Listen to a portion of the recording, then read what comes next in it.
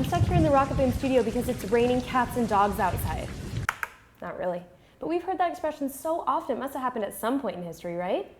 Nothing better to do on a rainy day, we decided to investigate.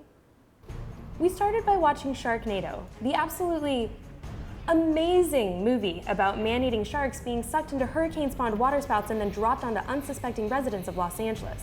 Whether you think they deserve it or not, we're not talking about the sharks, it turns out that animal rain is scientifically possible and has actually occurred throughout history with somewhat smaller and less human-craving creatures.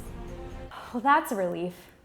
An early reference to animal rain came from Roman naturalist and philosopher Pliny the Elder, who wrote in the 1st century of the Common Era about the fish and frog falling phenomenon. In the early 1800s, French physicist André-Marie Ampère, the guy who the unit of the electric current is named for, was one of the first scientists to suggest that animal rain might be related to something other than the amount of alcohol consumed by the observers, speculating that it could be caused by strong winds lifting and carrying frogs and toads.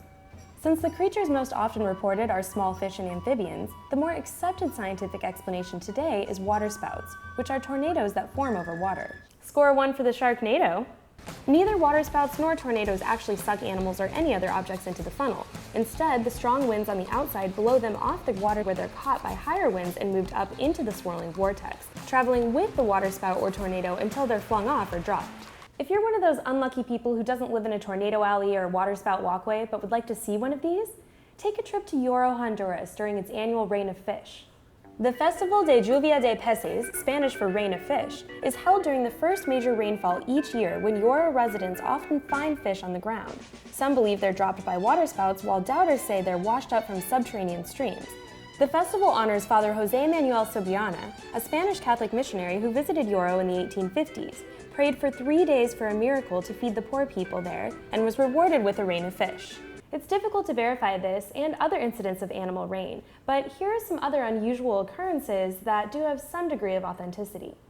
In August of 1894, thousands of jellyfish rained on Bath, England. On October 23, 1947, hundreds of thousands of fish fell on Marksville, Louisiana, where a biologist estimated residents found 1 fish per square yard. Spiders rained on Salta Province, Argentina in April 2007, and worms dropped in Jennings, Louisiana in July of that same year. In 1997, a Japanese fishing trawler had to be rescued after the crew claimed a cow fell from the sky, hit the boat, and sank it. The sailors were jailed for losing their boat until 2 weeks later when the Russian Air Force admitted that one of its cargo planes tossed a live cow out of its hold when the crew couldn't control it. Cowabunga! Getting back to raining cats and dogs, as much as dog haters or cat haters would like to see one of these happen, there's no verifiable evidence that this has actually occurred, and we're not even really sure where the English idiom came from.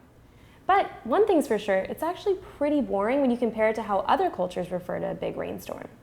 In Bosnia, it rains crowbars. In Colombia, it rains husbands. In South Africa, it rains old women with clubs.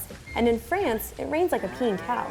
Fortunately, here in New York City, the sun is shining and there are no fish in the forecast. I'm Kegan, and this is Rocketboom.